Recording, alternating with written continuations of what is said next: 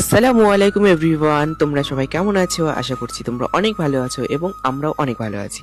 আর আমরা আজকে চলে যাচ্ছি সুন্দর একটি লাভা ও লোলেগাঁও, পশ্চিমবঙ্গের কালিম্পং জেলায় অবস্থিত দুটি সুন্দর গ্রামে। তো এখানে রয়েছে পাহাড়ি গ্রাম, আর মাঝখানে যিনি রয়েছে তিনি আমাদের মিশনের একজন শিক্ষক। আর আমাদের এখানে নিয়ে যাওয়া হচ্ছে প্রধানত এক্সকারশনের জন্য। তারপর আমরা ট্রেনে উঠে গিয়েছি আর সুন্দর প্রকৃতির মাঝে যেন অন্যরকম শান্তি পাচ্ছি।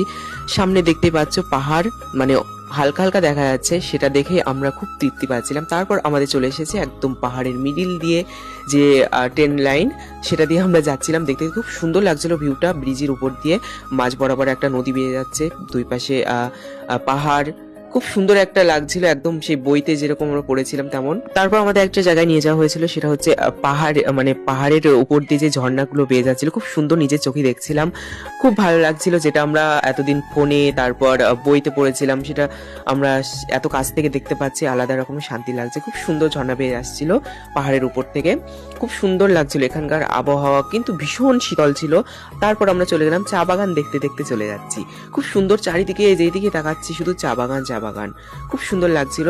আর আমাদের এটা লাভা লোলেগাঁও একদম দার্জিলিং এর কাছেই রয়েছে। আর আমরা যাচ্ছি মোট 30 জন। 30 জনের ভিতর 8 জন থাকছে শিক্ষক শিক্ষিকা এবং বাকি জন থাকছে ছাত্রছাত্রী। মনোরম পরিবেশে আমরা চলে যাচ্ছি, খুব সুন্দর লাগছে। তারপর আমরা চলে আসলাম যেটা আকর্ষণীয় জিনিস, সেটা হচ্ছে কাঞ্চনজঙ্ঘা।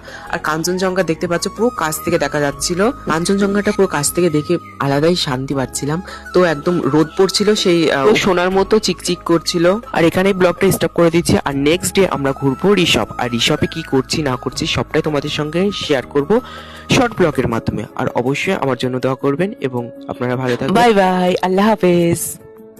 মেঘে মেঘে ভরে আছে আকাশ পাহাড়, সাদা সাদা ভালো লাগা মন তোলপা, সবুজের গালিচায় আমার মন হারা।